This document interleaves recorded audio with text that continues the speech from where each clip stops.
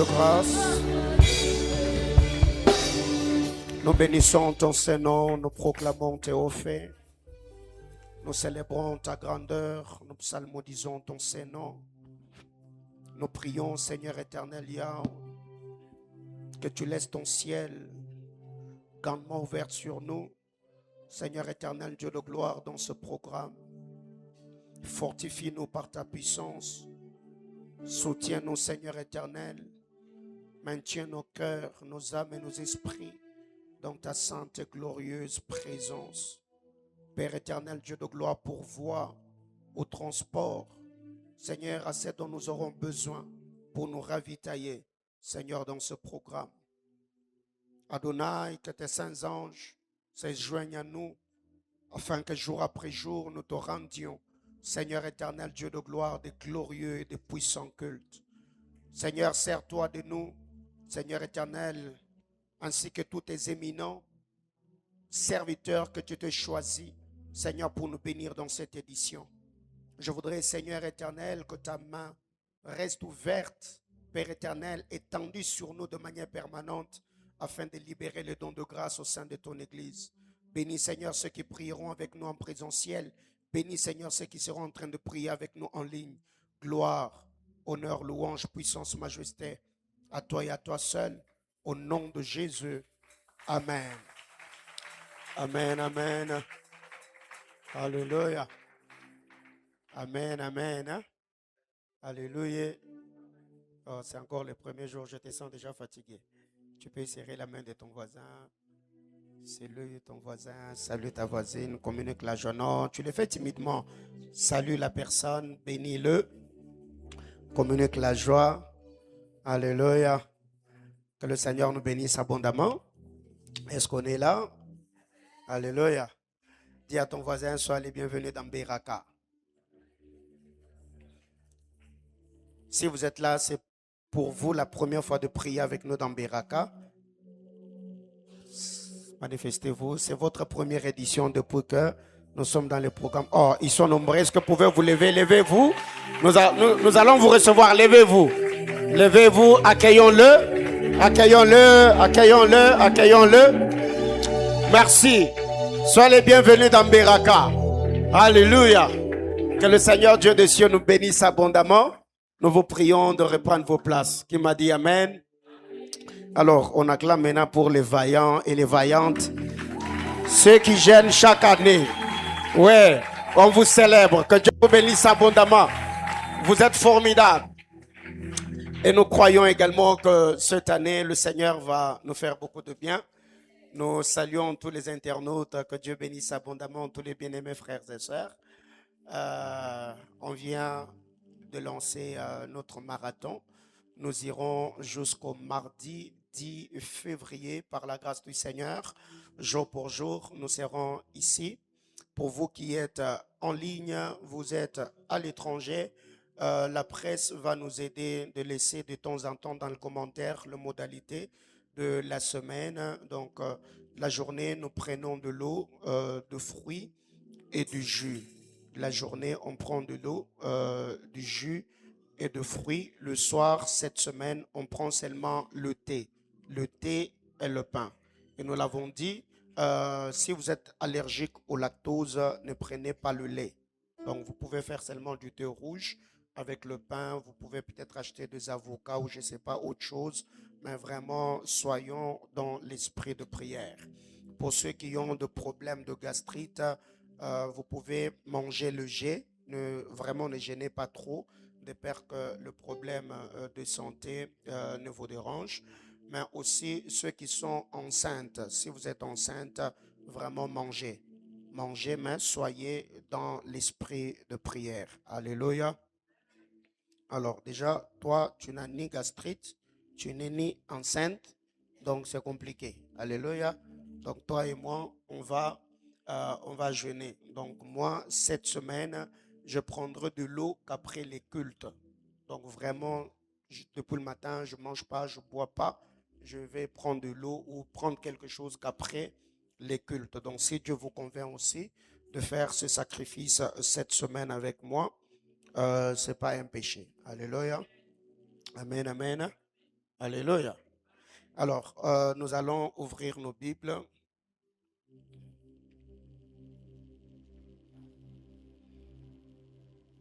1 Pierre chapitre 2.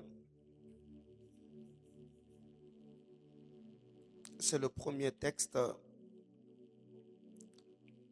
que nous allons exploiter ce soir. 1 Pierre chapitre 2, nous allons lire le verset 9 et le verset 10.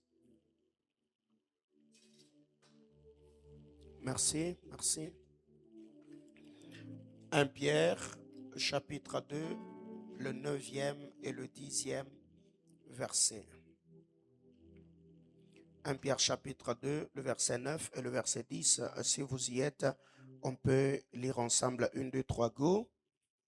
Vous, au contraire, vous êtes une race élue, un sacerdoce royal, une nation sainte, un peuple acquis afin que vous annonciez le vertu de celui qui vous a appelé de ténèbres à son admirable lumière. Vous qui autrefois n'étiez pas un peuple et qui maintenant êtes le peuple de Dieu, vous qui n'aviez pas obtenu miséricorde et qui maintenant avez obtenu miséricorde. Je nous prie de reprendre nos places. Que Dieu bénisse sa parole. Qui m'a dit Amen? Ton Amen est faible. Yes. Donc, je dois vraiment sentir que tu es encore en forme. Si c'est la deuxième ou la troisième semaine, tu me donnes cet Amen-là, je te comprendrai parce que tu seras déjà sûrement épuisé. Mais à ce que je sache, nous pouvons tout par celui qui nous fortifie. Alléluia.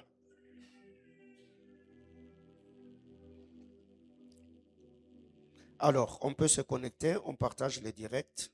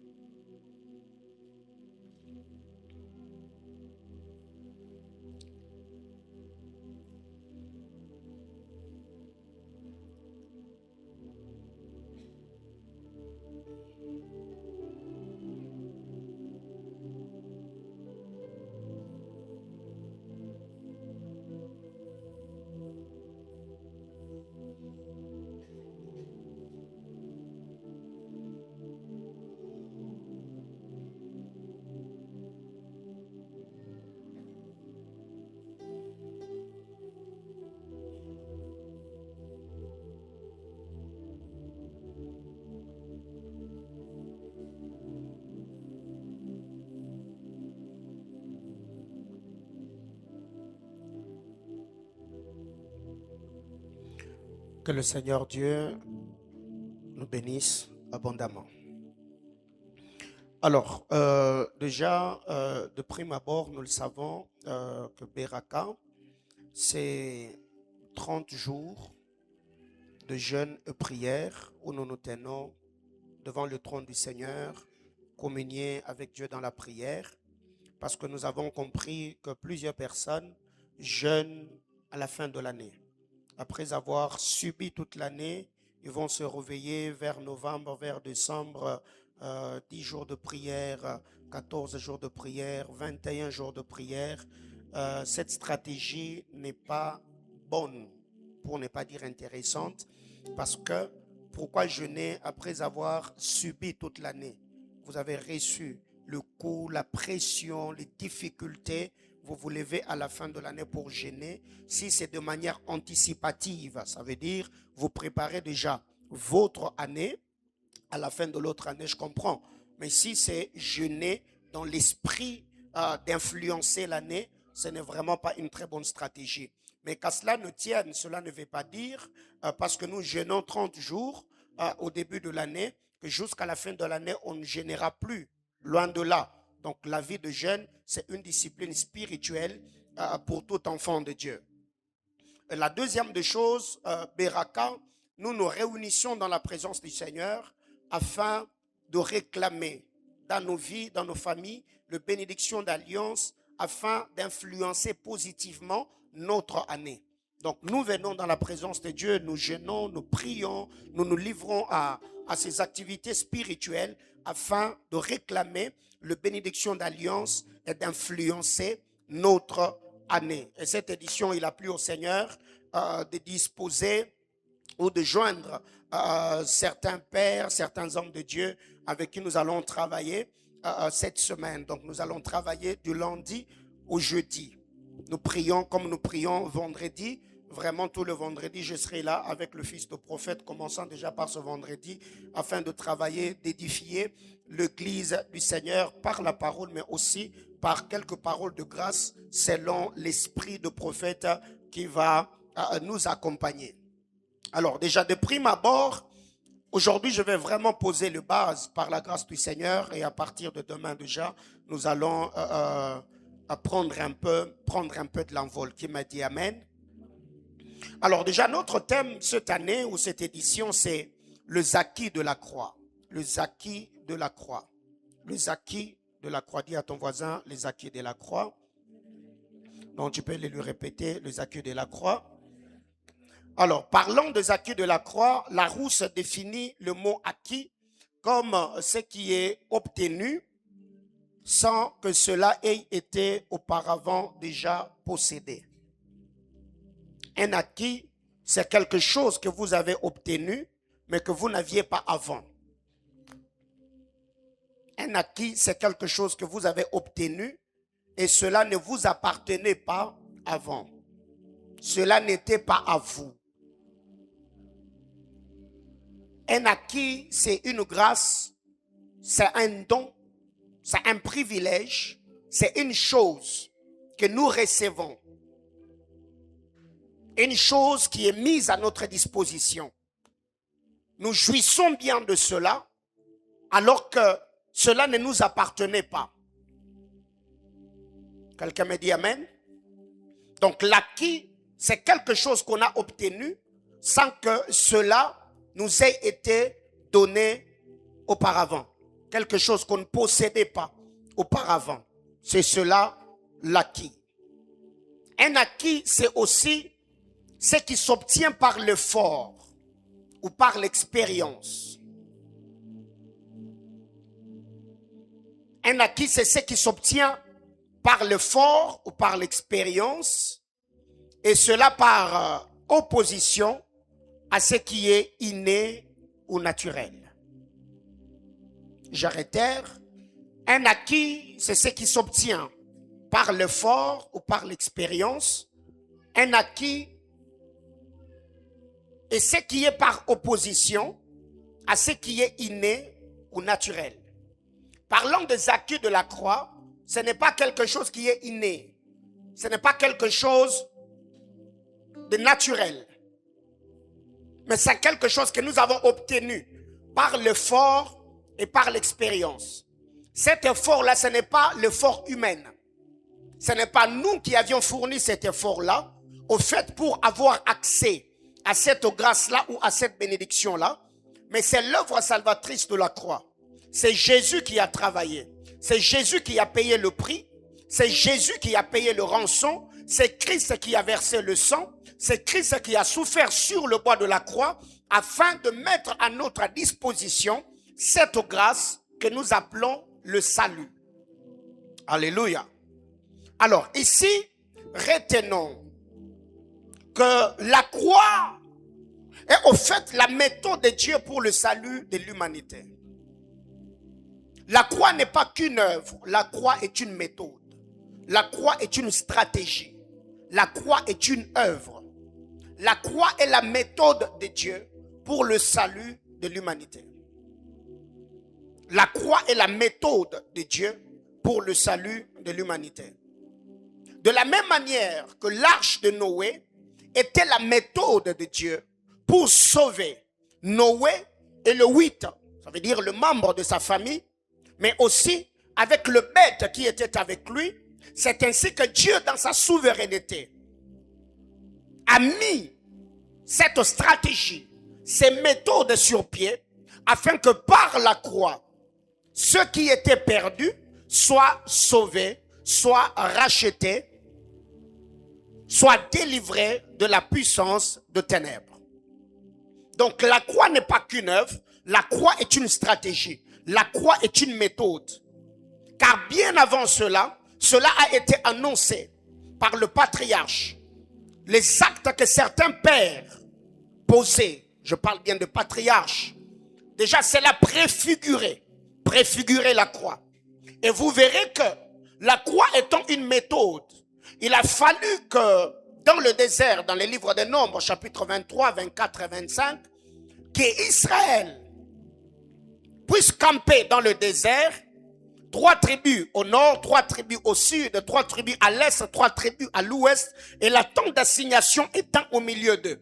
Quand Balaam est monté à la montagne afin de maudire Israël, Balaam n'a pas pu, parce que la position qu'Israël avait prise dans le désert préfigurait déjà l'œuvre de la croix, et la tente d'assignation qui était au milieu était au fait en train de préfigurer Christ qui allait être placé sur cette croix afin que la malédiction ne puisse atteindre ceux qui vont s'abriter autour. Qui m'a dit amen?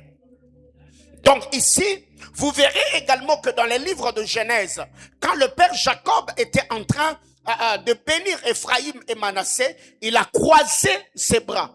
Parce que c'est par là que l'esprit d'adoption est communiqué. C'est par là que la loi d'adoption est communiquée. Il n'y a pas d'adoption. Et vous verrez ici, Ephraïm et Manassé étaient fils de Jacob. Mais fils de Joseph. Mais pour que Jacob les adopte, il a fallu que Jacob puisse former la croix ou croiser ses mains. Et c'est par là que l'esprit d'adoption a été communiqué à Ephraïm et Manassé. Et nous, aujourd'hui, l'écriture que nous venons de lire est en train de bien expliquer cela. Nous, autrefois, nous n'étions pas un peuple. J'en parlerai demain. On n'avait pas le droit de citer en Israël. On était étrangers aux alliances de la promesse. Il y a certaines choses qui ne nous appartenaient pas. C'est par la croix que nous avons reçu l'esprit d'adoption. Nous avons été adoptés et aujourd'hui, on peut s'appeler peuple de Dieu, citoyen des cieux, héritier de Dieu, co-héritier avec le Christ. Ainsi, toutes les promesses qui étaient attachées à la lignée d'Abraham, Ephraïm et Manassé pouvaient en jouir. Pourquoi? Parce qu'ils avaient été adoptés. Qui m'a dit amen. Une deuxième vérité, la croix est la manifestation de la faiblesse de l'agneau. Écris-le comme je le dis. La croix est la manifestation de la faiblesse de l'agneau. La croix est la manifestation de la faiblesse de l'agneau. Parce que nous savons très bien, Christ est le lion de la tribu de Juda. Christ est l'agneau immolé pour le péché de l'humanité, n'est-ce pas? Nous le savons. Mais l'agneau, les lions ne sauvent pas. Les lions ne sauvent pas, c'est l'agneau qui sauve. Parce que quand ils se sont tenus devant lui, dans ses jardins, accompagnés de notre frère Judas, Iscariote, Jésus les a posé la question. Qui cherchez-vous? Ils ont dit Jésus de Nazareth. Quand Jésus fait le pas, il se présente comme lion. Tous ceux qui étaient venus pour l'arrêter ont fait quoi? Ils sont tombés, n'est-ce pas? Les lions ne sauvent pas. Celui qui sauve, c'est l'agneau. L'agneau, c'est Christ dans sa faiblesse. L'agneau, c'est Christ dans son amour. Et vous allez vous rendre compte ici, c'est par la croix que la faiblesse de Christ s'est manifestée. Il s'est dépouillé lui-même, comme cela nous est relaté dans les épîtres apolliniennes. Il s'est dépouillé. Il a accepté la mort, même la mort jusqu'à la croix.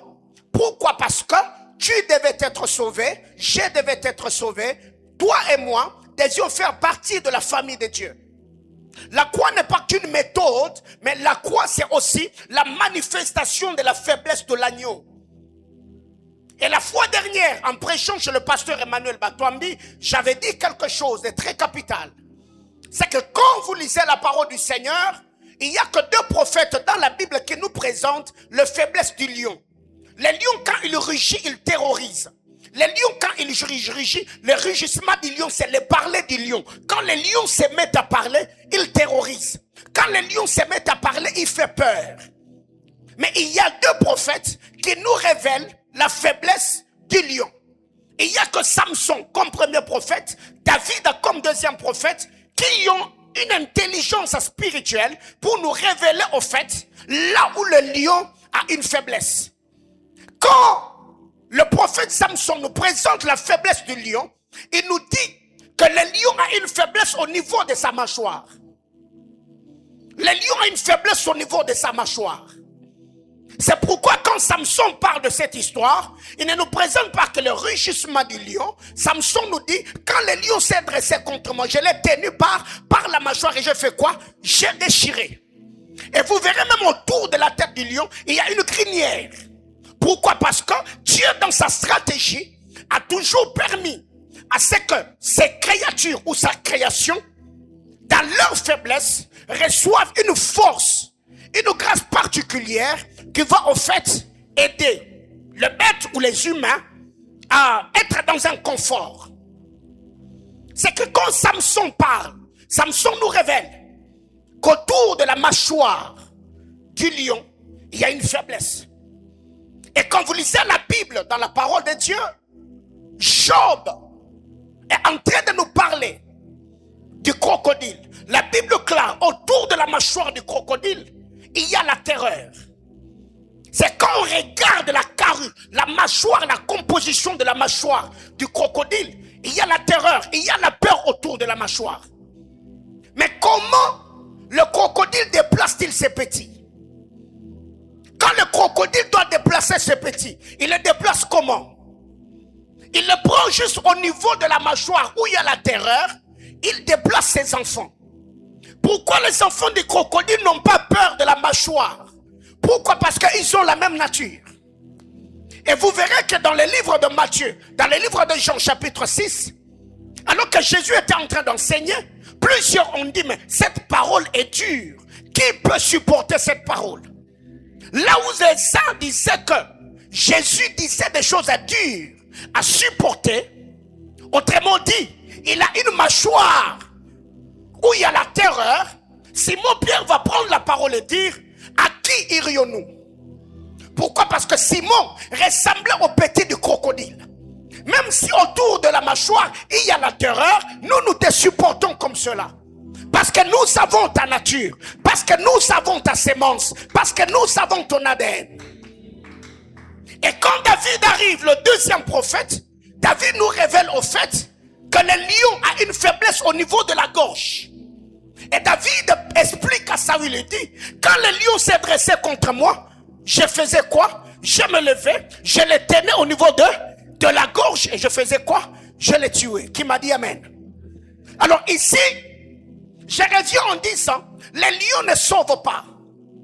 Ce qui fait que quand il vient pour te bénir, il se présente comme un agneau. Mais quand il doit affronter tes ennemis, il se présente comme un lion. Alléluia. Quand le lion rugit, qui n'aura pas peur? Qui n'aura pas la terreur? Je voudrais que cela soit ma première déclaration dans ce Beraka. Que tes ennemis en cette année 2026 entendent le rugissement du lion.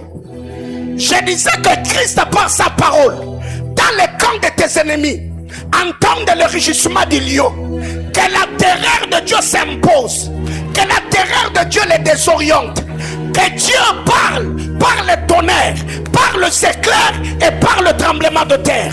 Qui m'a dit amen? Reprends ta place. Donc la croix est la manifestation de la faiblesse de l'agneau. Troisièmement, la croix est pour nous comme ce que l'agneau pascal était pour les enfants d'Israël. Exode chapitre 12. La croix est pour nous comme ce que l'agneau pascal était pour les enfants d'Israël. Il n'y a pas de sortie sans la mort de l'agneau pascal. Il n'y a pas. Il n'y a pas. Moïse a fait toutes sortes de miracles en Égypte. Le cœur de Pharaon ne faisait que s'endurcir. Il a fallu que l'animal qu'on appelle l'agneau pascal, meurt en Égypte pour que ceux qui étaient esclaves sortent de l'esclavage et deviennent un peuple adorateur. Parce que le Seigneur Elohim avait parlé à son serviteur, le prophète, il a dit à Moïse, tu diras à Pharaon, laisse aller mon peuple, laisse aller mon fils Israël pour m'adorer où ça? Donc, pour devenir, quitter de la servitude et devenir adorateur, on devait normalement tuer l'animal. On devait égorger l'agneau pascal. C'est par la mort de l'agneau que ceux qui étaient esclaves pouvaient devenir un peuple libre. Un peuple adorateur qui devait communier avec Elohim dans le désert. Nous de même, on ne peut pas aujourd'hui s'appeler fils de Dieu sans passer par la croix. C'est quasiment impossible. Personne ne peut s'appeler aujourd'hui chrétien ou chrétienne si ces derniers ne confessent pas dans sa bouche et dans son esprit que Christ est mort, enseveli et ressuscité, assis à la droite de Dieu le Père, intercédant pour nous le racheter. Si ces derniers n'ont pas au fait connu ces changements de milieu ou ces changements de lieu, c'est que l'agneau, la croix est pour nous, c'est que l'animal ou l'agneau pascal était pour les enfants d'Israël dans le désert. De la même manière que le sang devait couler pour que le peuple qui était esclave sorte de l'esclavagisme, de la même manière, nous qui étions sous le pouvoir et l'autorité de Satan, on devait, au fait, Christ devait verser son sang afin que la traversée ait lieu. Qui m'a dit amen? La croix est pour nous, comme ce que la tombe de Rachel était pour Saül.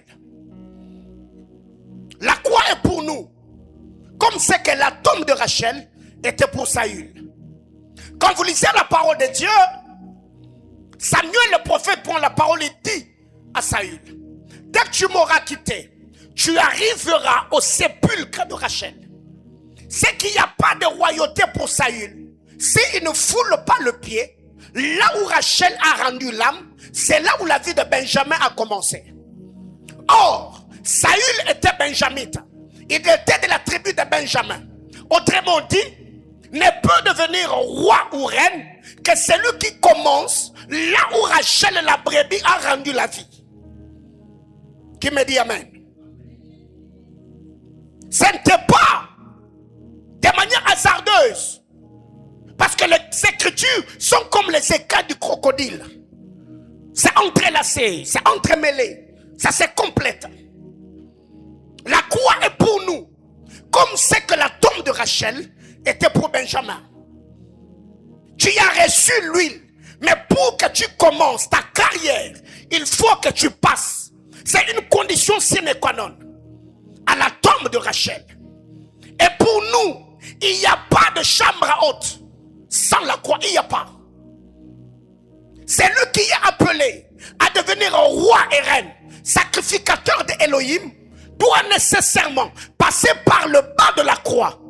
La repentance, la transformation, la régénération de son homme intérieur, afin que les bénédictions d'alliance s'actualisent dans la vie de ces derniers. Qui m'a dit amen? Une autre vérité, la croix est pour nous comme c'est que le bâton de Moïse était pour les eaux de Mara. La croix est pour nous comme c'est que le bâton de Moïse a été pour les eaux de Mara. Les eaux étaient amères. Mais il a fallu que Moïse, le prophète, prenne un bois, qu'il le jette dans les eaux, afin que l'eau qui était amère devienne une eau douce. Pourquoi? Parce que tout ce qui faisait que ces eaux soient amères a été absorbé dans le bois.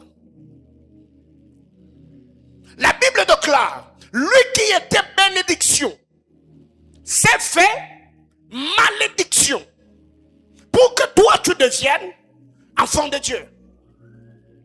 Ça veut dire toi et moi étions comme ces eaux amères. il a fallu que Moïse le prophète prenne le bois et le jette dans l'eau. Ainsi, tout ce qui rendait ces eaux toxiques est entré dans le bois et les eaux pouvaient devenir une eau pure, une eau saine que les humains pouvaient consommer. Aujourd'hui, plusieurs, commençant par moi-même qui autrefois étaient des casse-têtes de famille, dans la délinquance juvénile, dans la désobéissance totale, aujourd'hui, on est devenu consommable. On est une référence pour certaines personnes. Il y a même les parents qui se vantent. Tu vois mon fils, tu vois ma fille. Pourquoi? Parce que tu es devenu ce que tu es devenu. Parce que Christ Jésus a porté le bois sur lui. Il a pris ton péché, il a pris ta désobéissance, il a pris tout ce qui pesait sur toi comme loi et sentence sur lui pour que toi tu deviennes un racheté, un élu, un peuple qui communie avec Elohim. Alléluia. Je suis déjà en train d'aller un peu plus loin. La croix de Christ est pour nous comme c'est que le bois de Élysée était dans les eaux afin de surnager le fer. La croix est pour nous c'est que les eaux, c'est que le bois de Élysée était au fait dans les eaux où le fer s'était perdu. C'est dans 2 Rois chapitre 6. Les fils de prophètes sont allés couper le bois. La Bible déclare l'un d'entre eux, alors qu'ils coupaient, le fer est tombé dans les eaux. Il a fallu qu'un prophète comme Élisée puisse indiquer un bois. Il a dit couper ces bois-là, jeter le bois dans les eaux. Et le fer qui était dans les eaux a pu surnager. Pourquoi? Parce que il y a eu comme transfert de poids. La loi de l'équilibre a été activée. Le poids du fer est entré dans le bois. Ainsi, la légèreté du bois est entrée dans le fer. Le fer a pu surnager. Nous étions tous perdus en Adam. Nous étions éloignés de la maison, comme le fils prodigue. Il a fallu que le bois intervienne. Le bois choisi par un prophète. Quand le bois est entré dans les eaux, ici les eaux, près c'est l'image du monde et le système mondain. Il a fallu que cet équilibre se place. Il a fallu que ce transfert ait lieu. La Bible déclare, maudit est celui qui est pendu au bois. Qu'est-ce qu'il avait fait? Même Ponce Pilate a pu laver le main en disant, je n'ai rien vu de mal dans cet homme. Mais au-delà qu'il soit relâché, les Juifs dans leur méchanceté ont dit crucifiez-le, que son sang tombe sur nous et sur nos enfants. La question que je me pose, si Jésus avait été relâché, qu'est-ce que j'allais devenir? Gloire soit rendue aux entrailles du Père. C'est lui qui était saint. Il s'est fait pécheur pour que moi, le pécheur, je sois appelé fils de Dieu. Est-ce que Mahanaïm peut joindre le main ce soir?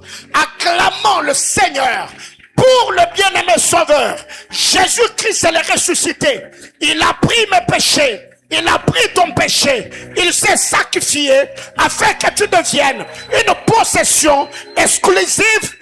Oh mon Dieu, oh mon Dieu, oh mon Dieu. Nous sommes dans une juridiction prophétique. Je célèbre le Christ. Je célèbre la croix. Si cela est une folie pour ceux qui se perdent, la croix est la sagesse de Dieu. La croix est l'intelligence de Dieu. La croix est la méthode de Dieu. La croix est une stratégie surnaturelle. Alléluia. Reprends ta place. La croix.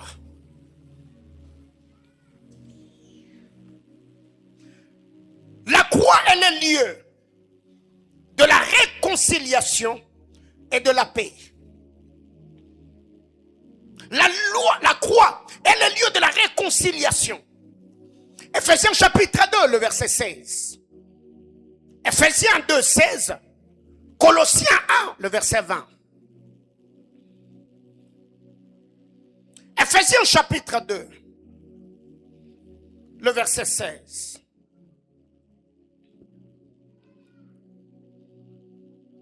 Et de les réconcilier l'un et l'autre en un seul corps, avec Dieu par la croix, en détruisant par elle l'inimitié. Donc l'inimitié était là.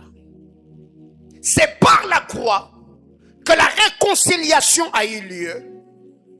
Et ceux qui ont été réconciliés avec le Père ont reçu l'esprit et le ministère de la réconciliation. Suivez-moi très bien. La croix est le lieu de la réconciliation. Ce que là où il y avait l'inimitié entre nous et le Père, la croix est venue réconcilier celui qui était éloigné et celui qui détenait ce que l'éloigné avait besoin. Mais pour que cela ait lieu, il a fallu que le Créateur et la créature se croisent en un seul lieu qu'on appelle lieu du crâne, Golgotha. C'est là que nous avons été réconciliés. Et Colossiens chapitre 1, le verset 20 affirme que c'est là où la paix a eu lieu. La croix n'était pas qu'un lieu de crucifixion, mais la croix était également ce tribunal où le Seigneur a accepté le prix payé par le Christ afin de nous acquitter. La croix est le lieu de la réconciliation. C'est là où la paix a eu lieu. La croix, c'est aussi le lieu de la rémission. Colossiens chapitre 2, le verset 14. Je crois que dans mes interventions, je parlerai de 7 mots-clés du salut. La croix est aussi le lieu de la rémission. La rémission du péché. Le Seigneur parle à Ésaïe. Il dit, crie au cœur de Jérusalem, dis-leur. Ils ont reçu le double de leurs péchés. J'ai pardonné leurs péchés. La croix de Christ, c'est le lieu de la rémission. Nous qui autrefois étions désobéissants, mais à la croix, Christ a payé. Aujourd'hui, on peut faire partie de la famille de Dieu. Alors, Église, suivez-moi. Parlons des acquis de la croix. Il y a au fait 2 courants importants. Il y a le courant légaliste et également le courant libéraliste. Le courant légaliste est ce courant au fait qui est en train de prôner les œuvres, chose que l'apôtre Paul était en train de condamner. C'est un courant rigoureux. On met l'emphase sur la discipline. On est en train de montrer à l'homme que c'est par le sacrifice, par l'obéissance à la loi que tu seras sauvé. Alors que l'apôtre Paul, étant l'apôtre de la grâce, l'apôtre de gentil, était en train de dire, même le frère Jacques renchérit, en disant que nous ne sommes pas sauvés par les œuvres. Nous sommes sauvés par la foi. Mais quand le courant légaliste s'installe, on met plus d'emphase sur les œuvres. La grâce est réduite à néant. On encourage plus. Jeûner, prier, craignez Dieu, fassiez des efforts et tout ce qui va avec. C'est une très bonne chose. Mais en fait ici, le peuple ne finira pas à répondre aux exigences d'Élohim. Parce que déjà Jérémie nous dit, un léopard peut-il changer son pelage? Un Éthiopien peut-il changer sa peau? Vous qui êtes accoutumés à faire du mal, comment arriverez-vous à faire du bien? Mais quand on n'arrive pas à comprendre comment fonctionne le courant légaliste, nous allons beaucoup plus mettre l'emphase sur les œuvres. Si aujourd'hui Dieu m'a béni, c'est parce que j'avais jeûné, c'est parce que j'avais prié. Et le Seigneur, même dans Deutéronome, Dieu va dire à son peuple, quand vous entrerez, ne dites pas que c'est par votre force que vous vous êtes acquis le richesse. C'est moi qui vous donnerai la force de les acquérir. C'est que le Seigneur était déjà en train de détourner son peuple, afin que l'accent ou l'emphase ne soit pas mise sur les efforts. Bien-aimé frère, tu peux te discipliner comme tu veux. Mais rassure-toi, la Bible déclare la justice de l'homme est comme un habit souillé devant Elohim. Tu peux te battre comme tu veux. Et il y a des gens jusqu'ici, naturellement, ils n'ont jamais fumé, commençant par moi-même. J'ai jamais fumé. Dans mon sang ici, 0% alcool. Déjà dès mon jeune âge, je n'ai pas grandi dans un milieu où l'alcool et le tabac étaient... Non. Mais ce n'est pas pour autant que j'étais parfait. Il y a des gens jusqu'aujourd'hui, elle est vierge, excusez-moi le terme. L'autre est chaste. Ce n'est pas parce que tu ne mens pas, ce n'est pas parce que tu ne voles pas, ce n'est pas parce que tu ne vas pas dans des boîtes de nuit que tu es juste ou tu es saint devant Dieu. Ce n'est qu'une bonne moralité, c'est une bonne éducation, mais ça n'a rien à voir avec la justice ou la sainteté.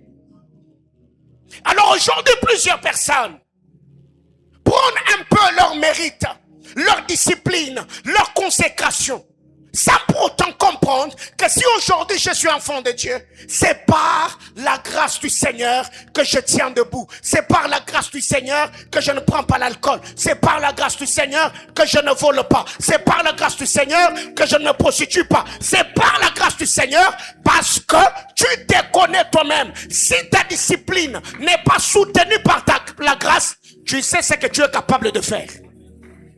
Qui m'a dit amen? Deuxième courant, c'est le courant libéraliste. Ça d'ailleurs c'est dangereux.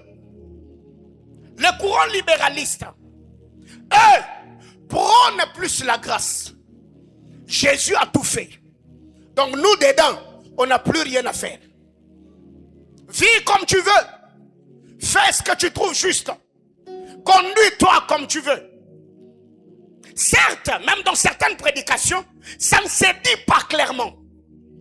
Mais ceux qui ont l'oreille peuvent discerner en comprenant que là, le son qu'on est en train de donner dans ce message est un son libéraliste.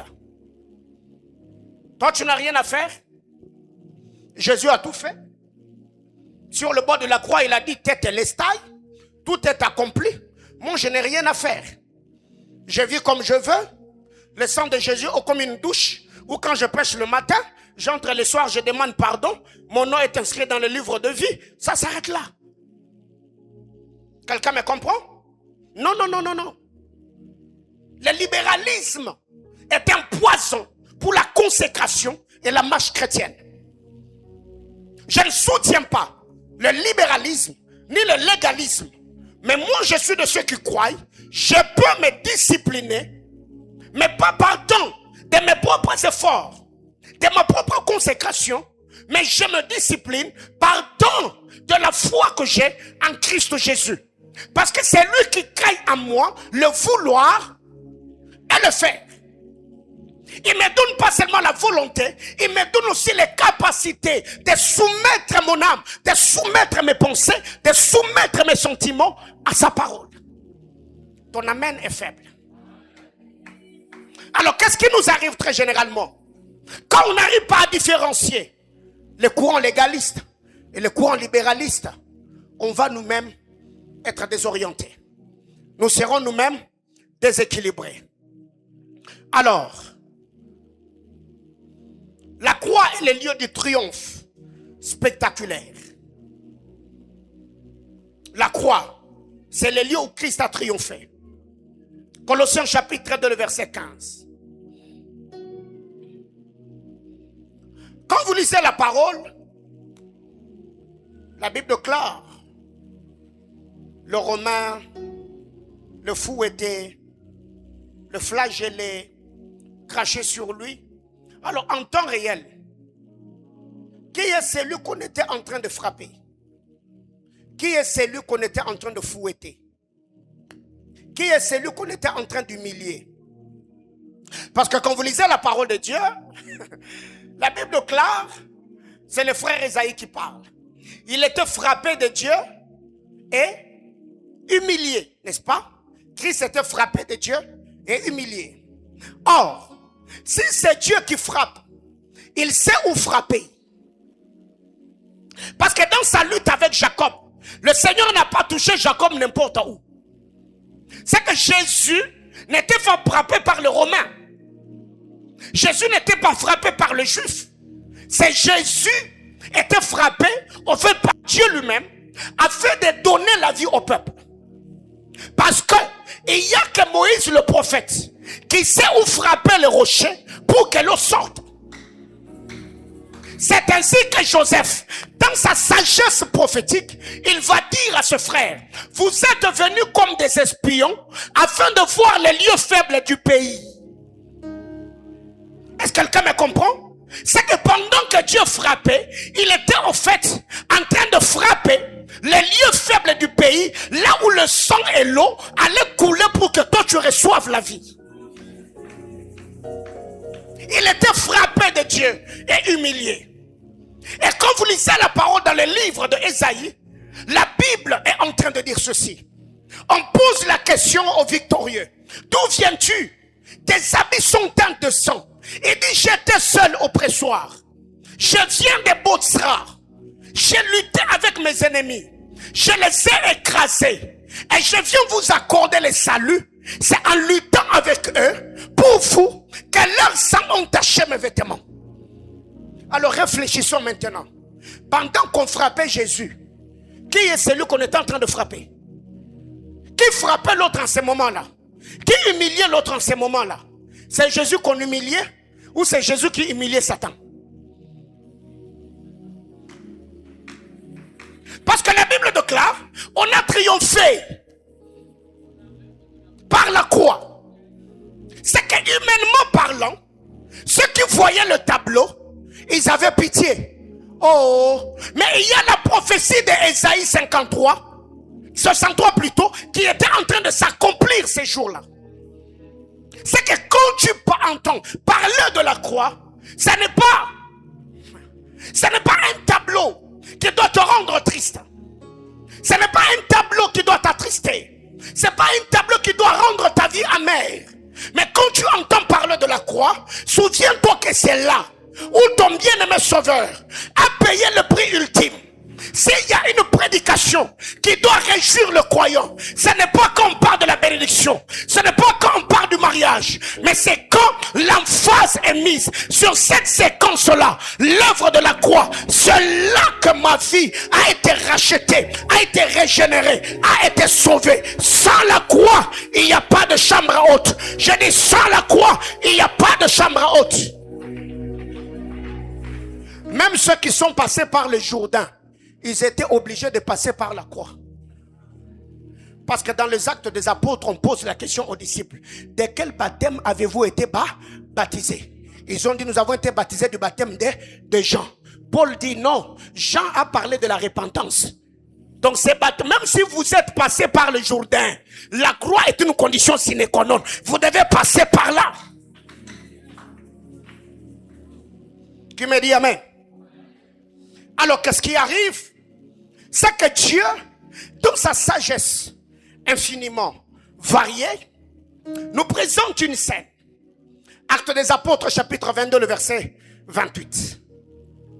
Actes des Apôtres, 22, 28.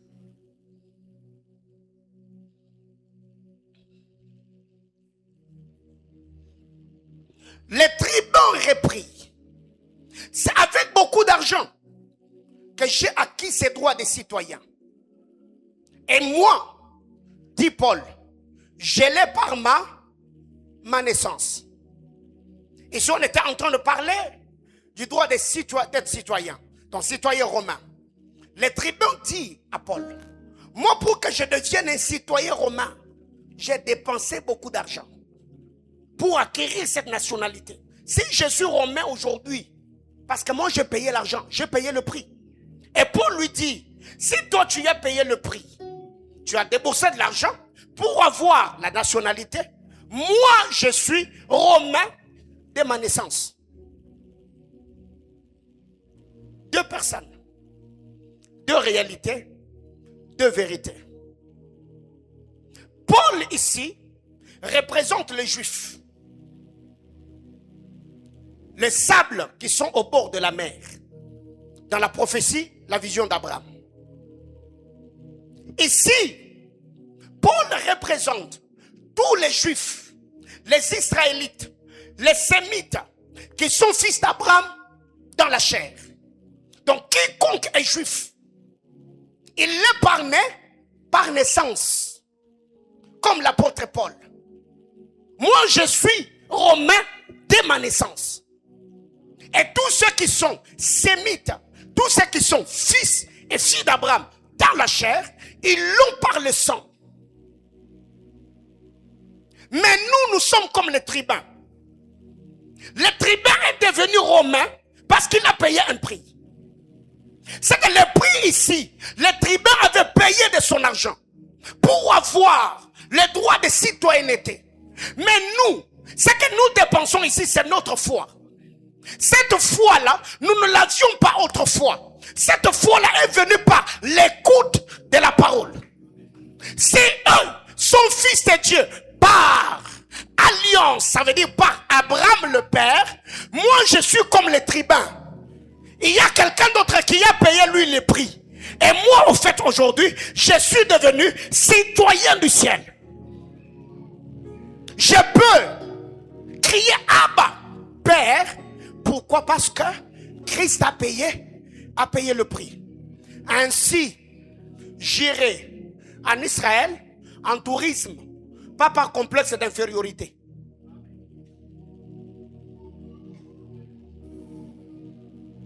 Parce que si j'irai là-bas, j'irai faire un tour au mur de lamentation pour voir ce que ça représente, pas pour faire une prière. Parce que Matthieu, Jean chapitre 4 me dit, les vrais adorateurs ne prieront ni à la montagne, ni à Jérusalem, mais les vrais adorateurs adoreront le Père en esprit et en vérité. J'ai reçu mon baptême à Kinshasa, Namayanjili. Même si aujourd'hui je vais à Jérusalem, j'irai faire un tour au Jourdain pour voir ce que ça représente, pas pour qu'un autre rabbin aille me baptiser, mais non. Est-ce que quelqu'un me comprend? Parce que passer par ces pratiques, c'est rendre vaine l'œuvre salvatrice de la croix, mais aussi renier à la foi.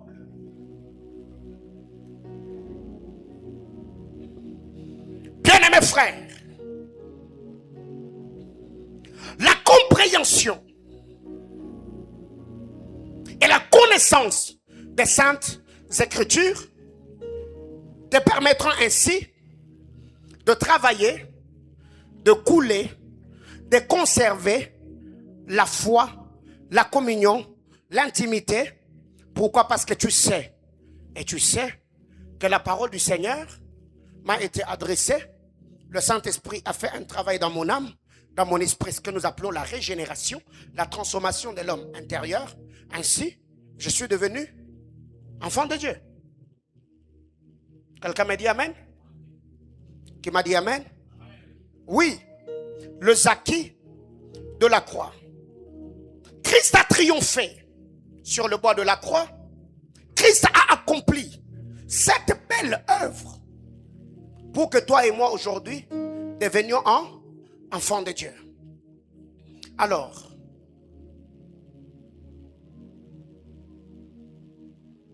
les tribuns a acquis le droit de citoyenneté en dépensant de l'argent. Paul l'avait dès sa naissance. Le Zaki de la croix, toutes les bénédictions qui découlent de cette belle œuvre de la croix ne peuvent se conserver qu'au bas de la croix. Je suis déjà en train de chuter. Tout ce que nous avons reçu ou ce que nous recevons comme bénédiction, de par cette belle œuvre de la croix, ne peut se conserver qu'au bas de la croix. Je réitère. Tout ce que l'on reçoit comme bénédiction émanant ou partant de l'œuvre de la croix ne peut être conservé qu'au bas de la croix.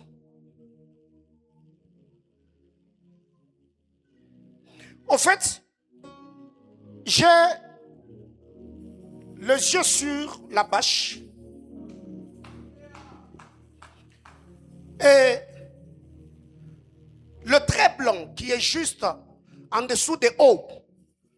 Je vois dans mon esprit un chandelier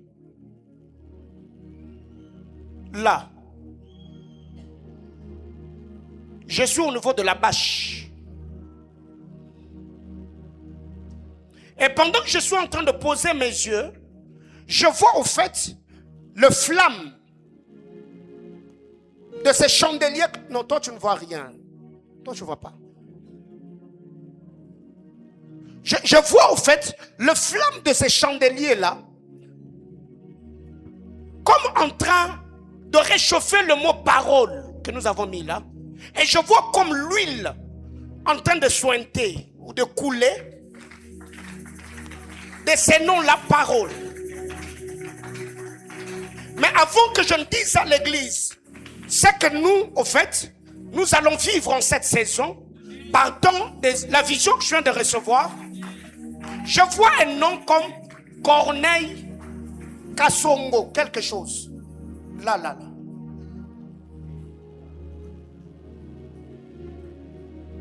C'est qui? Corneille Kassongo. Ok. Je vois le nom de Corneille Kassongo, en fait, apparaître là. Et pendant que ce nom est en train d'apparaître là, le Seigneur me dit, Corneille a l'appel au ministère de la parole. Il est dans les sacerdoces? Oui. Et le Seigneur me dit, parlez avec lui cette année, qu'il lise beaucoup, qu'il prenne vraiment le temps de lire, qu'il lise beaucoup. Parce que le Seigneur, dans mon esprit, il est en train de me dire, Dieu va beaucoup se servir de Corneille. Amen. Mais pendant que je suis en train de parler de Corneille, merci Saint-Esprit, je vois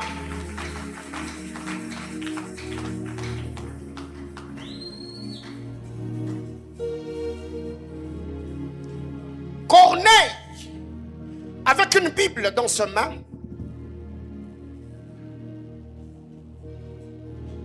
Mais je vois de part et d'autre de la Bible, je vois un nom à gauche, Nathan. Je vois un autre nom à droite, Yves. Ce sont mes amis. Ils sont en contact avec Corneille. Oui. Le Seigneur en fait est en train de me dire, Corneille connaît une fille qui s'appelle Davina. C'est une amie.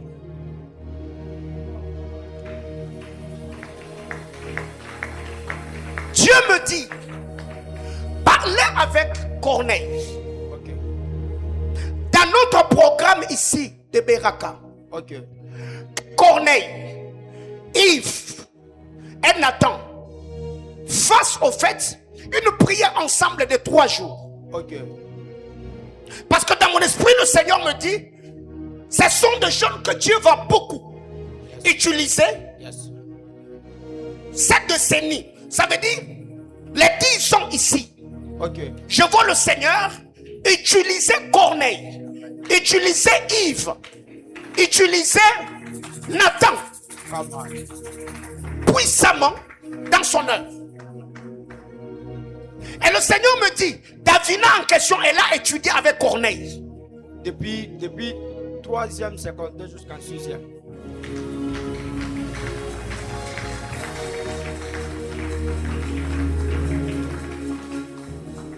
Le Seigneur est en train de me dire, il y a une grâce particulière.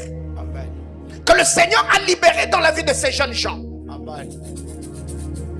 Et il y a beaucoup des activités évangéliques qui vont commencer à organiser ensemble. Je vois des activités évangéliques comme des descentes sur terrain pour gagner les âmes. On fait déjà avec ça. La dernière photo que vous aviez postée, les 4 personnes que vous avez postées là. Que je postais. L'année passée, quand on avait fait la descente évangélique du côté Kimbembe. J'avais posté où? C'est votre statut. Ok. Ce sont ces personnes. Ils étaient avec vous lors de votre sortie évangélique de l'église. Oui. Oh Seigneur. Oh Seigneur.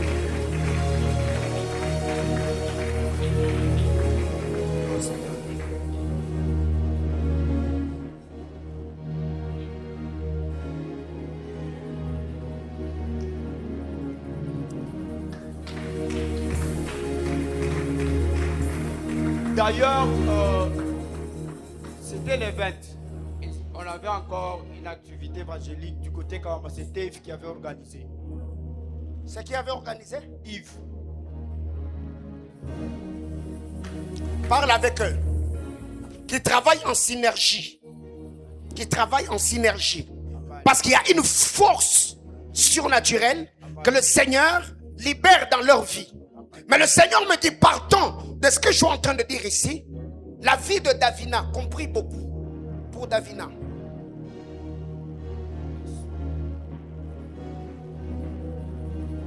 Parce que dans le nom de Davina, il y a comme un S. Oh. Moussoumbansoko. Oui.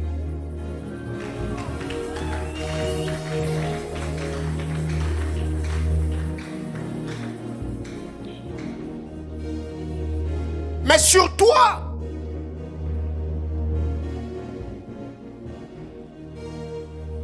je suis en train de voir dans mon esprit quelqu'un sur une montagne. Mais pendant que la personne est du haut de cette montagne, je vois la personne se tenir comme sur un rocher. Vous voyez les genres de pierres qu'il y a à la montagne comme Kawama et autres. Je vois la personne se tenir sur cette montagne-là.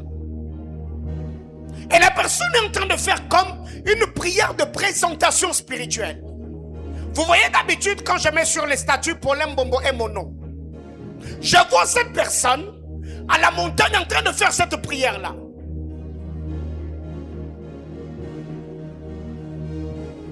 Et pendant que la personne est en train de faire cette prière, j'entends au fait la personne se présenter.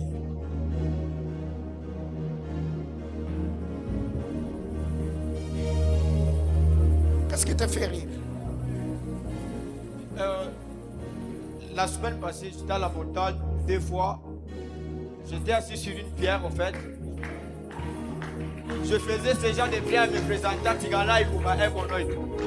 Tu disais? Tigana Ilunga et mon nom.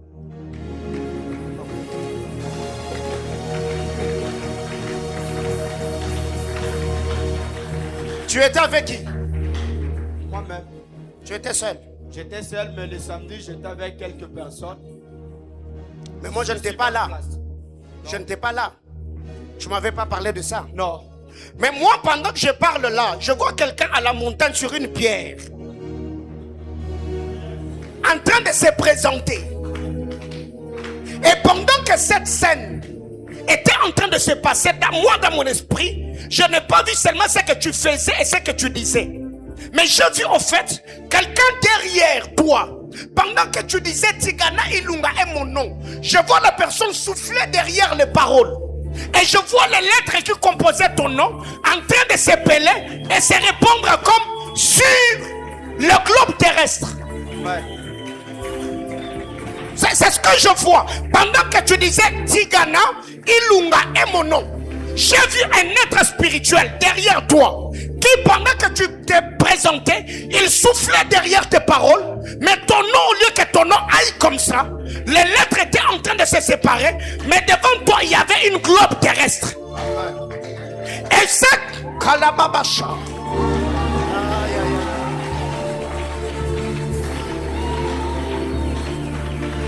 Ok. Et il y a des actes que tu posais pendant que tu priais, que tu n'arrives peut-être pas à comprendre le sens. Parce que je vois la personne sur cette pierre. C'est ce que je faisais en fait. La personne ne prie pas seulement, mais la personne claque les mains et donne la main dans la direction de la ville. Pendant que toi tu priais, le Seigneur était en train de me dire, prépare-toi. Cette année, je... Alemo escaporila esca ratosipeleme orelevé à Tevaï. Cette année, tu as beaucoup prié, tu as dit à Dieu en disant Tigana Ilunga est mon nom. Dans ton esprit, tu avais besoin d'une chose, que ce qui a résisté les hommes de ta famille ne te résiste pas toi. Parce que dans cette famille, plusieurs hommes n'ont pas fait de grands progrès dans le domaine des études. Et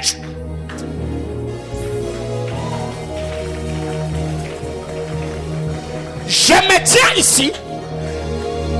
Je disais que Paulin Bombo est mon nom. L'Éternel m'a oint.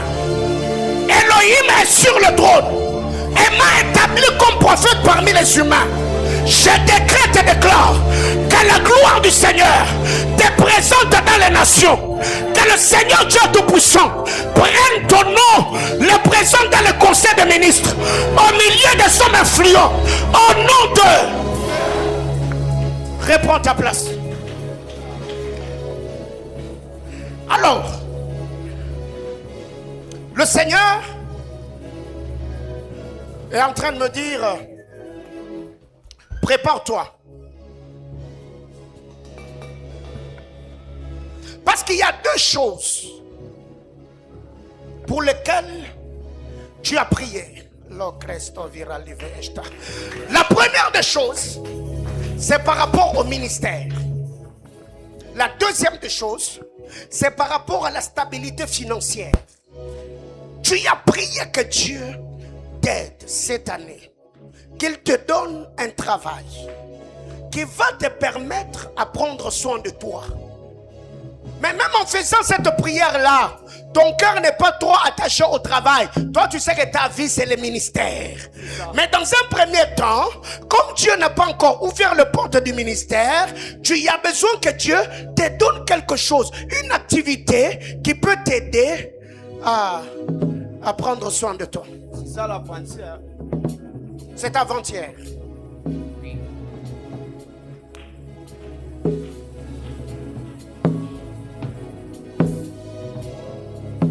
Cette année, le Seigneur va te laisser des traces. Cette année, Dieu va te laisser des traces. Mais retiens ce que je te dis aujourd'hui. Je vais chercher pour toi le livre de Rebecca Brown. Il est venu libérer les captifs. Je vais t'envoyer ce livre-là que tu le lises. Parce que Dieu va beaucoup t'utiliser dans la délivrance. Dieu, cette année, il y a une huile inexplicable que le Seigneur libère sur ta vie. Et ça va au fait te rendre plus efficace dans le champ missionnaire. Amen. Dieu te bénisse.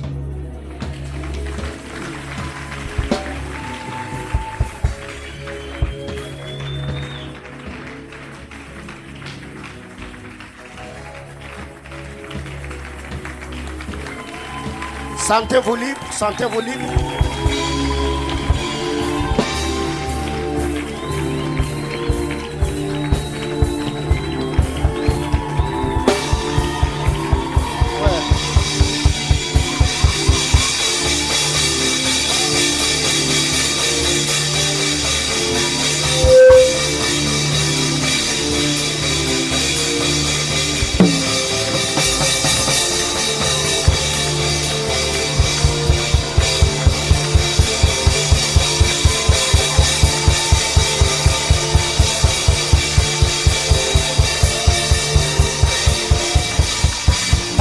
que nous sommes en train d'acclamer ici, je vois dans mon esprit une femme avec le kichaka-chaka. Je la vois en train de jouer, mais bizarrement, pendant qu'elle joue, je l'entends chanter en chiluba. Je la vois jouer le kichaka-chaka. Elle chante en chiluba. Mais pendant qu'elle est en train de chanter là, Dieu m'amène à Kinshasa. Je cherche quelqu'un ici qui connaît une femme qui s'appelle Clarisse Moulanga à Kinshasa. Clarisse Moulanga. Je suis là derrière. Ok. C'est qui Madame Clarisse? C'est ma nièce. C'est votre nièce. Oui. Ok. Elle est claire de teint. Oui, oui. Ok. Son mari s'appelle Junior. Bon, je ne connais pas bien le nom de son mari. Son mari s'appelle Junior. Ok. Parce que pendant que je la vois en train de jouer, je vois un garçon à ses côtés en train de tourner. Mais l'enfant que je vois tourner, je vois l'enfant tomber et commencer à suffoquer. Je vois l'enfant comme en train de faire des trucs, des crises d'épilepsie. Mais elle, je ne la vois pas s'occuper de l'enfant. Je la vois en train de jouer et en train de chanter. Pendant qu'elle est en train de jouer, je l'entends crier: Olivier, lève-toi. Olivier, lève-toi. Olivier, lève-toi. C'est ainsi que du coup, je vois une femme du nom de Julie. Oui, sa maman. Sa mère. Ok. Je vois Julie apparaître à sa gauche. Je la vois continuer à jouer. Mais pendant qu'elle est en train de jouer, je l'entends pousser un cri et je l'entends dire: Dieu de la mer intervient. Parce que pendant que je parle, l'Esprit de Dieu me dit: elle prie à Kinshasa à l'église sec. Effectivement. La comparetus capova atakapa. Benitas. Lokewa yazimere kloska. Et son pasteur s'appelle la mère. Le Seigneur était en train de me parler avec elle. Si vous n'avez pas le nom de son mari s'appelle Junior. Et je vois un garçon du nom d'Olivier dans sa maison. Le Seigneur me dit qu'elle rende grâce à Dieu. Parce que j'ai vu cette femme, Dieu va beaucoup l'élever dans le domaine des affaires. Amen. Tout ce qui est, vous voyez, les gens qui vont en Turquie, en Chine, acheter les histoires des habits, des sacs, de baskets. Je vois le Seigneur élever cette femme dans le domaine des articles, le vestimentaire. Amen. Mais le Seigneur me dit, le combat qui était en train de vouloir s'élever, le Seigneur me dit: j'ai vu une maladie bizarre d'origine démoniaque frapper Olivier. Mais le Seigneur me dit, à cause de l'attachement de cette femme à l'autel de son église et son implication dans l'œuvre de Dieu, Dieu épargne cette attaque. Dieu ne permet pas qu'Olivier tombe. Et Dieu me dit: Madame Julie, c'est l'allié de prière de Clarisse. Parce que sa mère prie beaucoup. Effectivement. Pendant que vous dites effectivement, je vois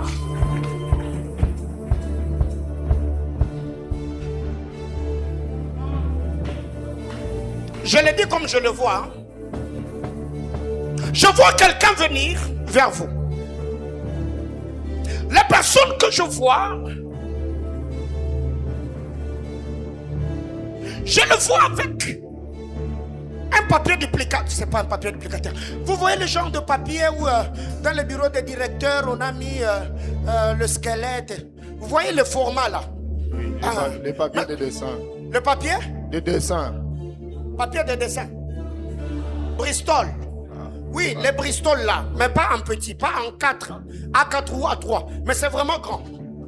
Mais je vois la personne vous remettre le marqueur. Et la personne vous dit: dessinez la maquette de la maison que vous voulez. Et avant que vous ne fassiez quoi que ce soit, je vous vois dire à votre femme,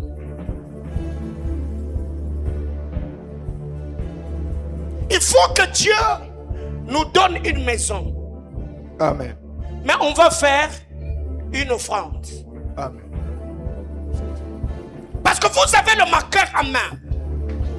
Je vous entends avant de dessiner. Je vous entends dire à votre femme, il faut qu'on achète une maison. Amen.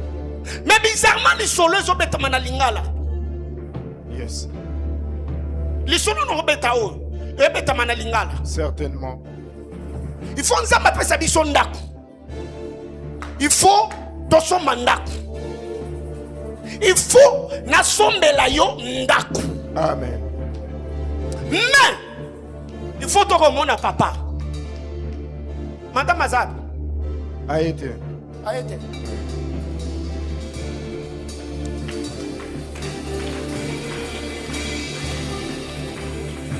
Le Seigneur me dit, vous connaissez un homme du nom de Raphaël Ngandou?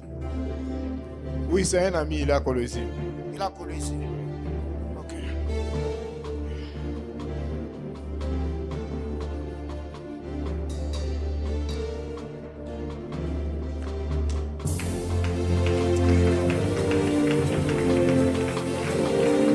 En fait, le Seigneur est en train de me dire, cette année, vous aurez beaucoup de commissions. Amen. Amen. Cette Amen. année, vous aurez beaucoup de commissions cette année. Amen. S'il y a une année où vous toucherez entre vos mains les sommes que vous n'avez jamais touchées, c'est cette année. Amen. Ça va se suivre de manière successive et vous allez vous retrouver dans un laps de temps avec une somme importante vous permettant d'acheter une maison. Amen. Gloire au Seigneur. Parce que vous avez fait beaucoup de prières afin que le combat auquel papa a fait face, que vous ne passiez pas par là. Amen. Certainement. Et le Seigneur me dit,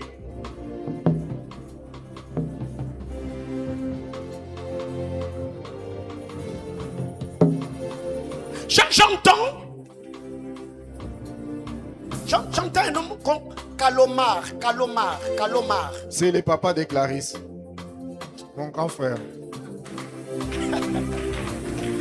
Kalomar, c'est Kalomar Kalonji. Effectivement. Ok.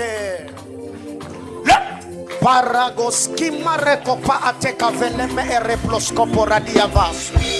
Asita El Caparadia Sauve. Le Seigneur est en train de me dire, les deux personnes ici, je vous donnerai des messages qui leur concernent après.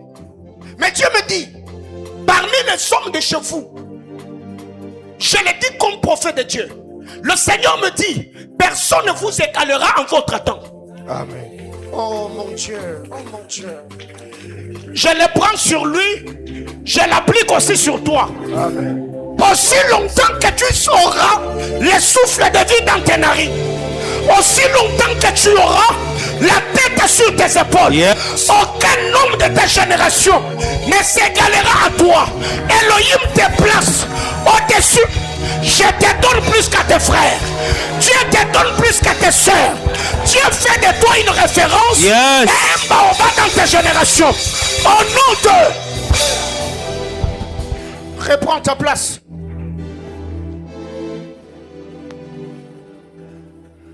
Alors, le Seigneur était au fait en train de me dire, les prières, le sacrifice, oui, trouvez un architecte, qu'il vous fasse la maquette d'une maison. Venez me laisser cette maquette-là.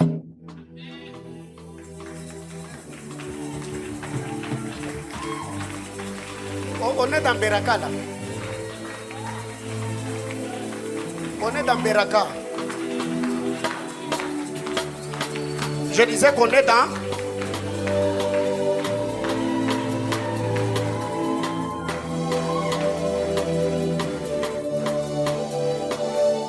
Il y a...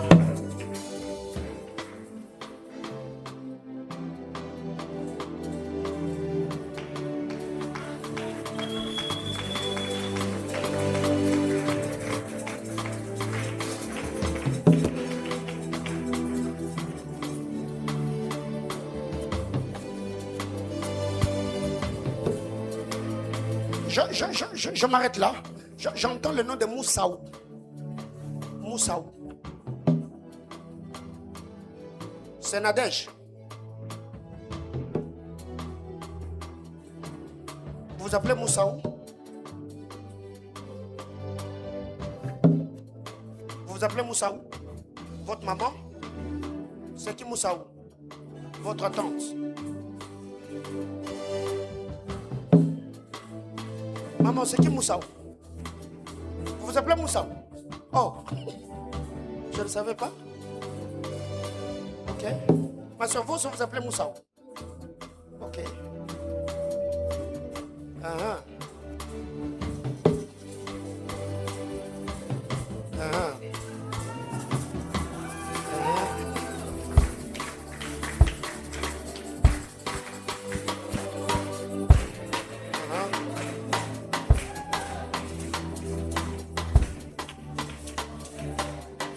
Dans mon esprit, Dieu m'amène à un endroit comme Louisa.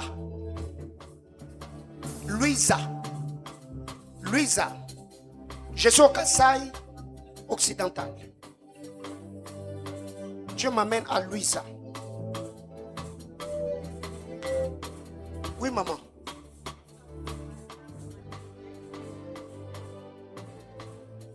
Moussaou, c'est ta tante maternelle. Chez elle, c'est du côté de Louisa. Ok. Elle est où? Elle est ici.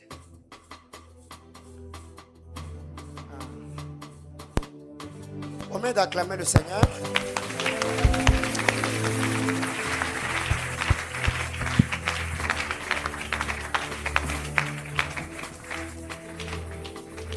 Parce qu'au fait, je vous reviens. Gardez-moi le micro, je vous reviens. Est-ce qu'on peut acclamer Jésus? Maman.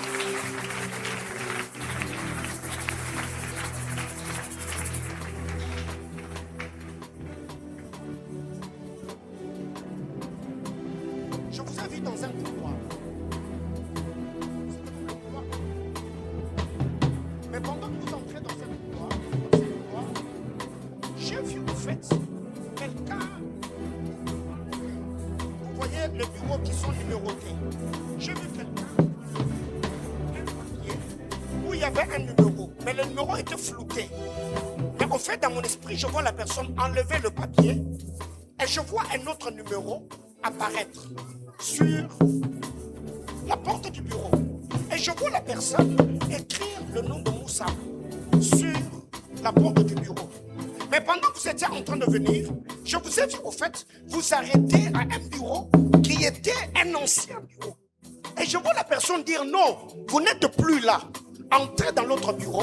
C'est le nouveau bureau où vous devez vous installer. Et je sors dans la vision. Le Seigneur est en train de me dire, préparez-vous. Cette année, il y aura un shift dans votre travail. Il y a un shift dans le travail. Et le Seigneur me parle de 6 premiers mois de l'année. Je vois un shift venir. Et ce shift viendra avec un signe palpable. C'est le changement de votre bureau. Je vois une configuration nouvelle où on vous place. Parce que c'est déjà fait.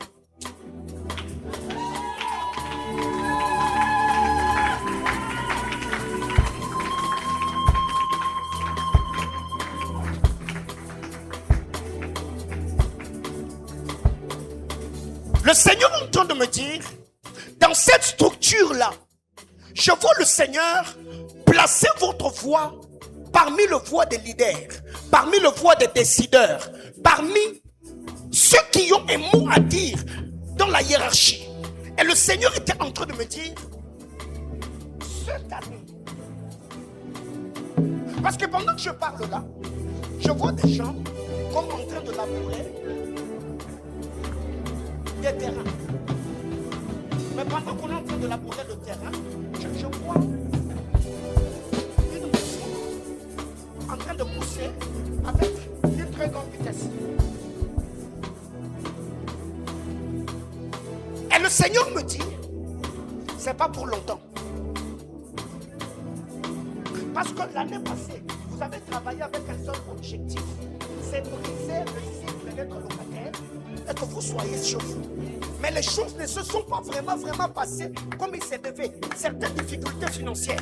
Le Seigneur me dit, Dieu amène une très forte accélération financière afin que ces projets-là voient jour comme le Seigneur l'a prévu. Que Dieu bénisse. Oh. Acclame le Seigneur.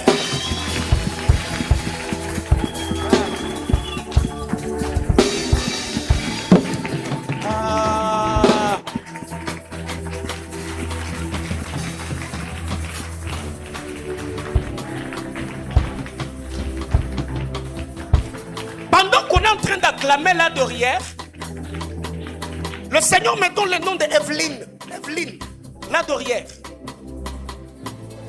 Hein? Elle n'est pas là?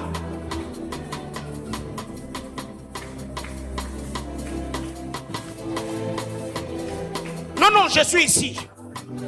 Et s'il y a quelqu'un qui a son numéro, appelez-la, appelez-la.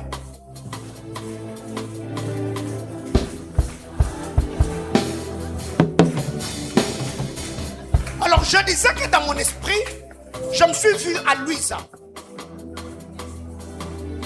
Je me suis vu à Louisa. Je suis à Kanang. Et arrivé à Louisa, dans mon esprit, j'ai vu un hôtel érigé.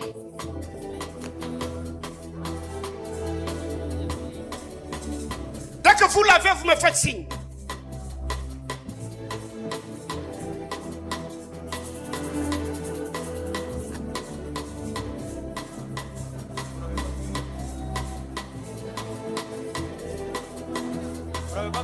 Et là, le Seigneur est en train de me dire, prie. C'est attendre du côté de votre maman, du côté de votre papa. Du côté de ma mère. Du côté de votre mère. Le Seigneur est en train de me dire, quand j'ai vu cet hôtel à Louisa, elle a pris. Bonjour. Bonjour. Julia. Bonjour. Allô? Allô, bonjour. Bonjour. C'est le prophète Paulin au téléphone. Choucha. Ok, bonjour papa.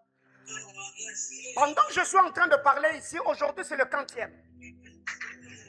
Le 12. Le 12 janvier. Le 12 janvier. Dans mon esprit, je suis en train de me voir le 15. Ok. Le 15 janvier. Et précisément le 15, je me vois à 17h13 minutes. Ok. Et à 17h13 je vois des gens avec un gâteau en train de s'approcher. Mais sur le gâteau, je vois le nom de Hervé. Ok, c'est mon petit frère cadet. C'est votre petit frère cadet. Hervé est né le 15 janvier. Oui, il est né le 15 janvier 2010. Ok.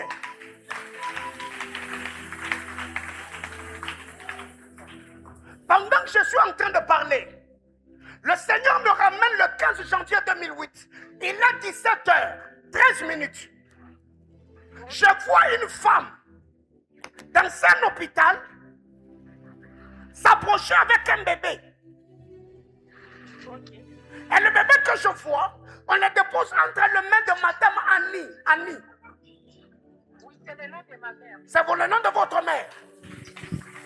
Et le Seigneur me dit, votre frère Hervé est né le 10 janvier, précisément à 17h13 minutes. Oui, oui.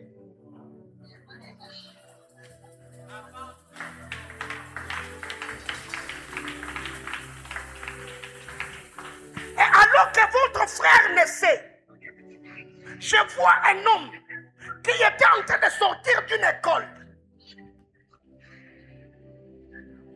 Ok. Un homme qui sort de cette école.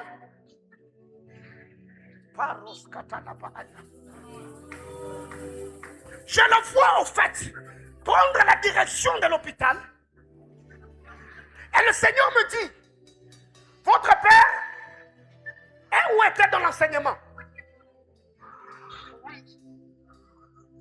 Il est où il était dans l'enseignement? Il était, mais cette année, il ne travaille pas. Il était dans l'enseignement. Oui, l'année passée, mais cette année, il ne travaille pas. Ok. Donc l'année passée, il était dans l'enseignement. Cette année, il ne travaille pas. Oui. Parce que pendant que je suis en train de parler là, le Seigneur était en train de me dire, j'ai vu votre père sortir d'une école, mais je le vois au fait sortir une Bible dans son sac. Et je le vois en train de lire la Bible chemin faisant. Et le Seigneur était en train de me dire, pardon? Il est ancien de l'église là où il prie. Il est ancien dans son église là où il prie. Oui. Écoute. C'est qui mamie? Allô? Allô? Allô? Le Seigneur était en train de me dire, battez-vous avant qu'il ne soit le 15. Ok. Priez pour votre frère. Ok. Parce que je vois Satan qui a voulu surprendre votre famille cette année. Précisément le 15 janvier. Entre 17h pile et 17h30. Ok. On allait vous appeler que votre frère Hervé a connu un accident mortel.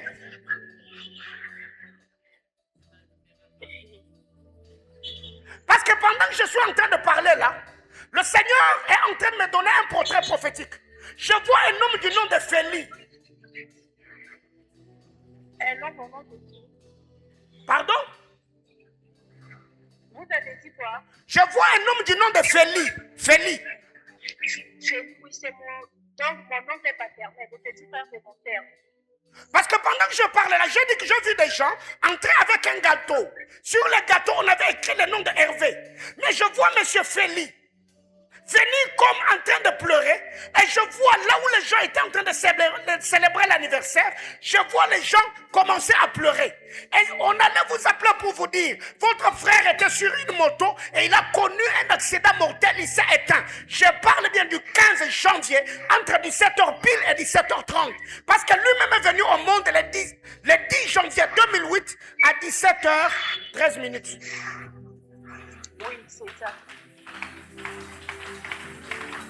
Le Seigneur me dit, parlez avec votre père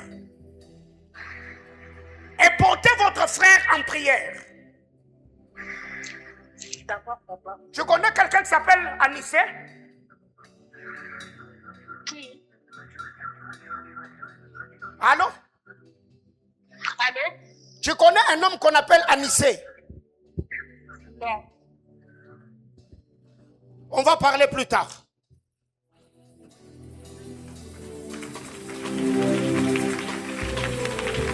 Alors, je disais que je me suis vu à Louisa. Et là, je vois un hôtel à Louisa. Un hôtel à Louisa. Mais bizarrement, cet hôtel, je vois plusieurs bagues de mariage fissurées sur cet hôtel. Plusieurs bagues de mariage. Votre tante est mariée? Deuxième mariage. Deuxième mariage.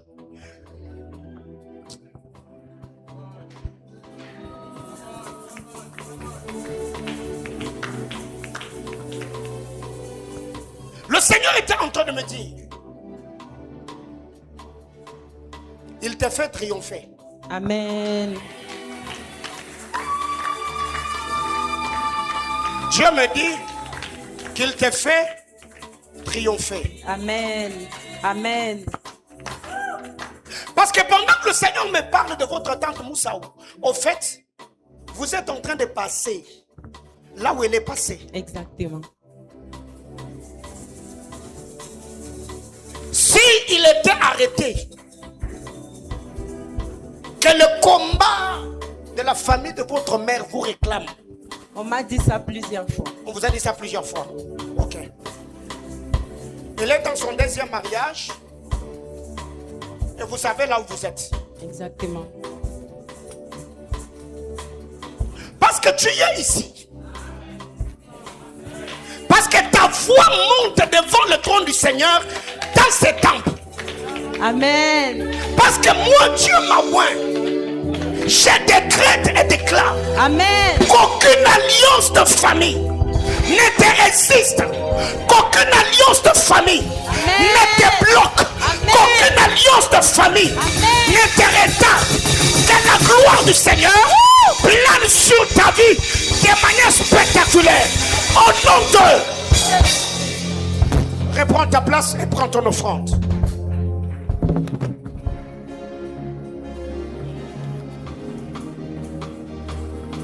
Kaba.